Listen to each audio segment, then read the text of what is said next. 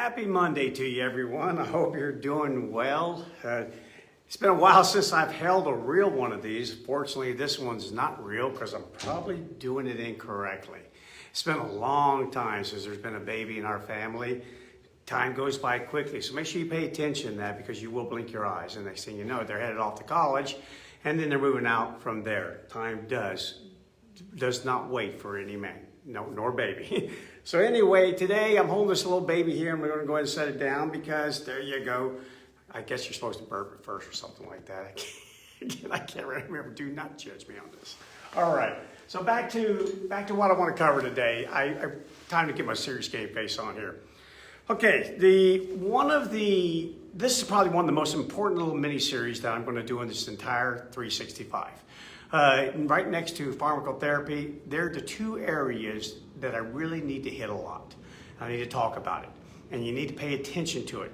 If you are expecting a child anytime in the near future, definitely within the next month or two, if you already have a child, you just gave birth in the last couple of months, or you have one that's been crawling on the floor and getting ready to stand up, and you happen to have dogs in your own, dog or dogs, please pay attention, okay?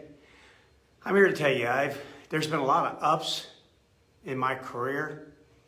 I have met thousands of people that range from Nobel Prize winners as clients to congressmen, people that are celebrities.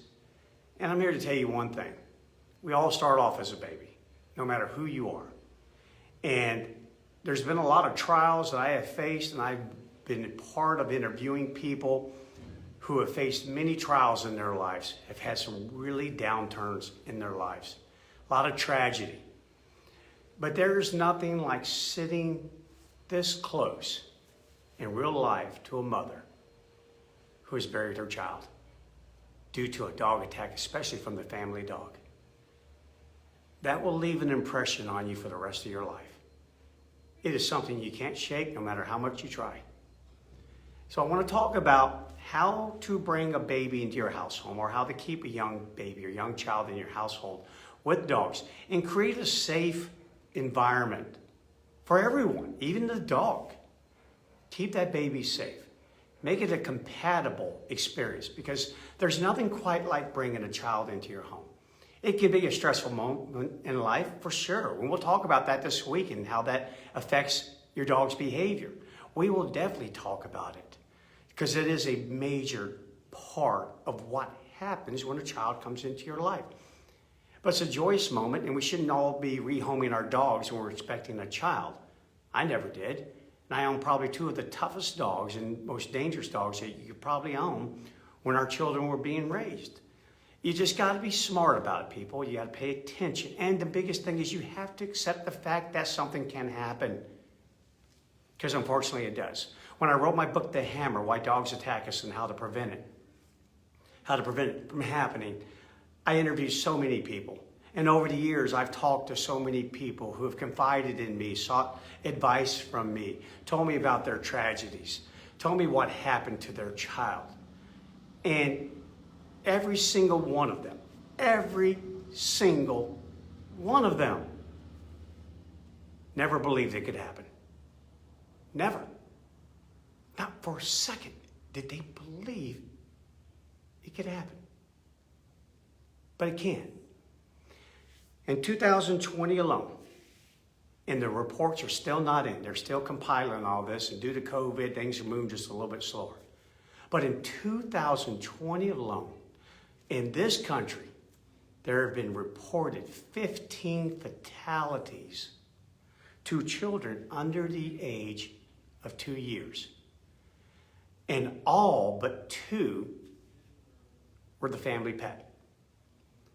And most of them are dogs that have never bitten anyone, never attacked anyone, caught the parents completely off guard. Everyone. That's just this year. There's an average of anywhere from 15 to 25 reported fatalities to young children, typically under the age of 2, 3, in this country every year, as far back as we can record it. And it's not to mention all of the thousands of cases of reconstructive surgery.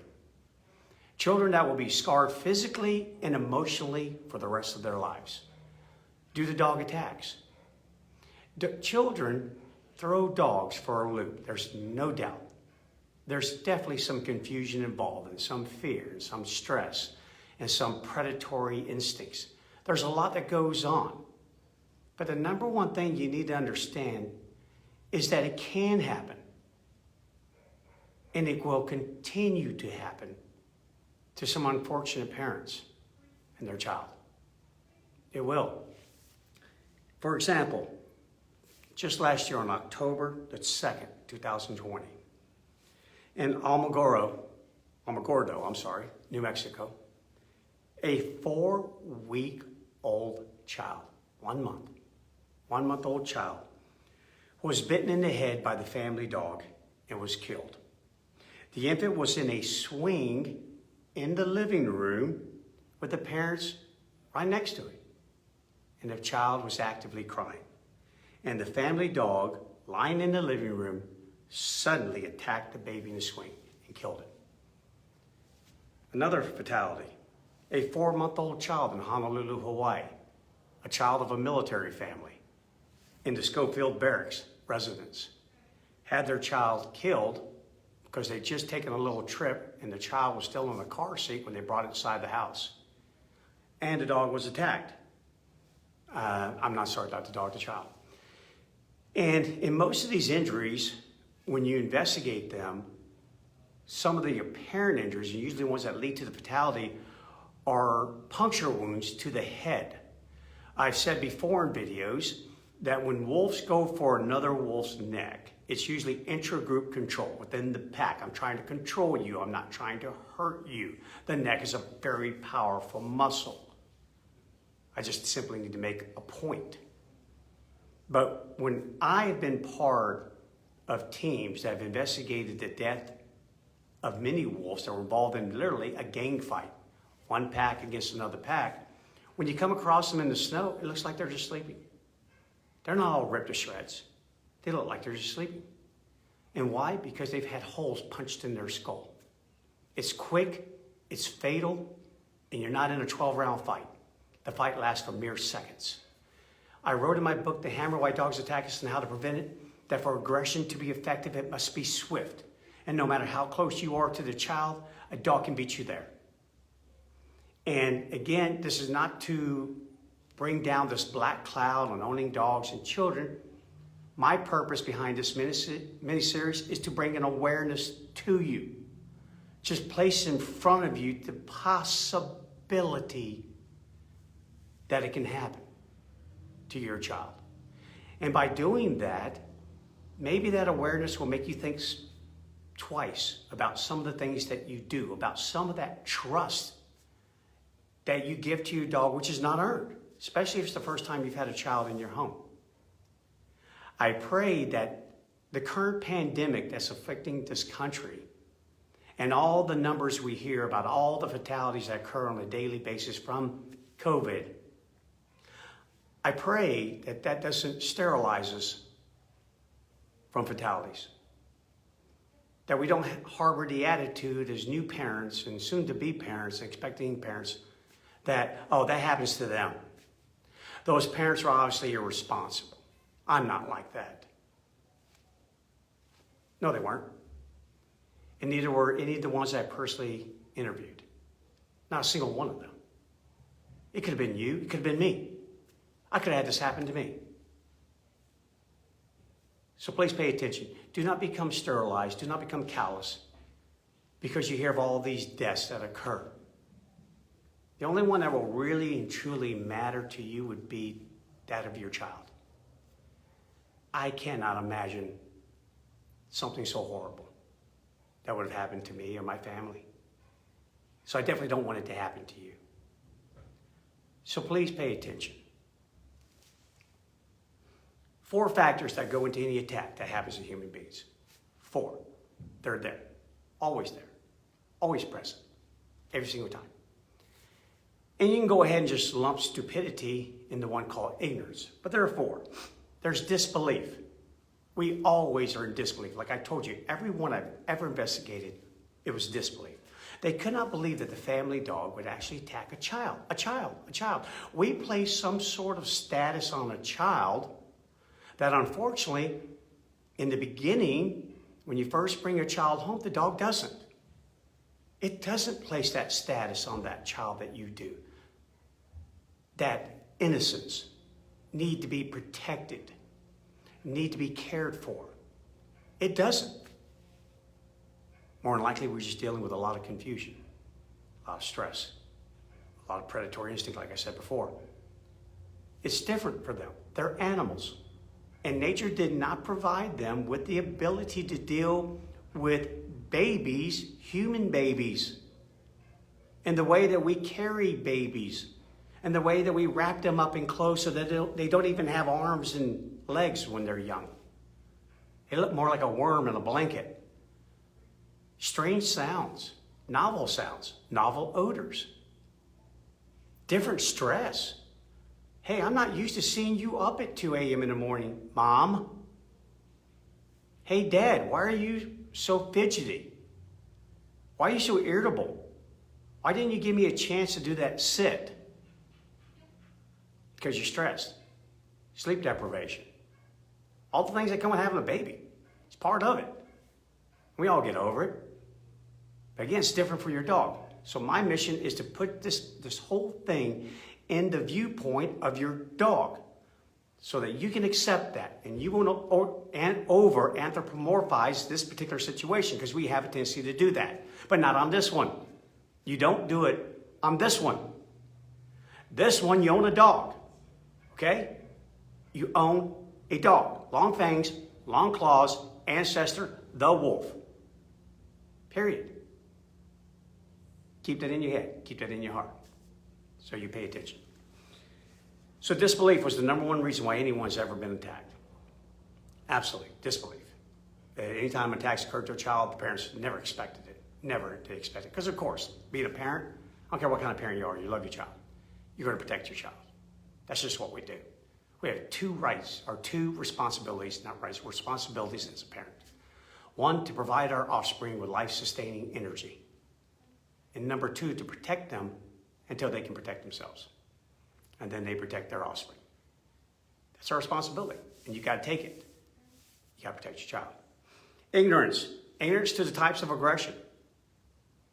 Never did it occur to some of these people that I interviewed that their dog would actually wage into a war over a pacifier, over a toy, over food dropped from the high chair. Never did they think that their dog would view their child as an opponent. Competitive aggression. Never did they imagine that their dog was actually afraid of their child, a tiny little child who would be afraid of a little baby. Never did they imagine that. Never did they imagine that their dog would view their child as prey, something that needs to be killed, garbage that needs to be taken out. Never. They were ignorant to that fact. They're blind. Blindness. In many of these cases, the dog gave many clues as to what was going to happen. Many clues. Its behavior told a tale of what was about to happen. It was like a premonition. It was there. There's certain stance, eyes, the three factors I told you about in survival. Suddenly the animal changes, but they don't see that. And I get that. I get that to a degree. Because when you bring home a child, especially if it's your first child, you have absolute tunnel vision. Everything's about that child. Everything. It's like life literally comes to a halt. And everything is centered around the child. And you're just not seeing things. You're not picking up things. Your cognition's been a little bit degraded because you're sleep deprived, you're stressed. It's a lot of work. Gosh, if you think a puppy, bring home a child. A lot of work. So they're blind to it. They didn't recognize the signals that the animal was giving warning about what was about to happen. And then speed. Oh, I still remember interviewing the gentleman whose big mastiff bit off one of his fingers. And I still remember to this day. I go, was it fast? How fast was that dog's attack? He blinked. I mean, really fast. He just went, he says, that fast. For aggression to be effective, it must be swift. So most of these parents will never be close enough to their child. Never be able to intervene on behalf of their child. You think you're fast? Dogs are much faster. Over the next couple of days, I'm going to be talking about what you need to do to prepare your household and your dog before the child comes home. What can you do? What are things that are true? Should you take a blanket to the hospital with you? Should you allow your dog to smell a blanket that the baby was wrapped in before you bring the baby home? Does that actually work? You find out. Find out. What do I do before the child comes home? And then, of course, I'll cover what do we do when the child is home? What about then? And then we'll talk about a pendulum that swings violently from one end to the other. There's one side of the dog that is different when the child actually starts to crawl. That's the first time that the child actually takes on the semblance of a young puppy, when it's crawling. So you get one dog during that state. And then the pendulum swings the other way when the child suddenly stands upright and can look your dog eye to eye. And now we have the principle of resemblance. We have issues that occur right then that are completely and totally opposite in some cases. And notice I said in some. No absolutes, again. The pendulum swings the other way. And now all of a sudden it can be a dangerous encounter.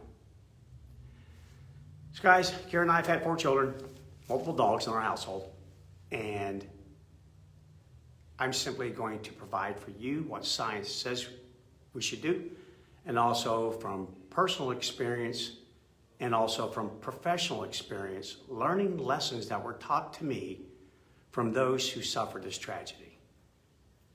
What could they have done? What would they have done? And it's just about also, we're not even talking about an injury, about an attack to your dog. I mean, attack from your dog to your child, a fatality. See, I talk so much about dogs. It's the dog victim.